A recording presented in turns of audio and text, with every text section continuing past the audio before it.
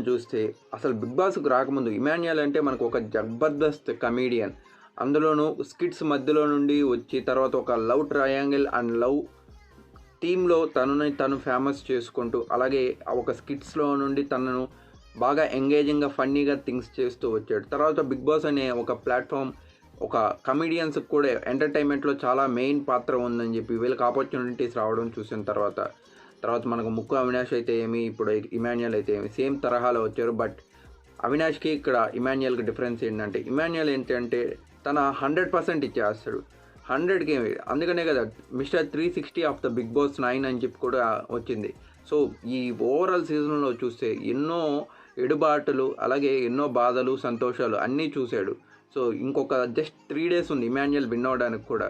So, నాకు తెలిసినంత వరకు ఇమాన్యుయల్ 3 టైమ్స్ కెప్టెన్‌గా అంటే చాలా వరకు గొప్ప విషయమే. సో, మీలో ఎంతమంది ఇమాన్యుయల్‌కి సపోర్ట్ చేస్తున్నారు?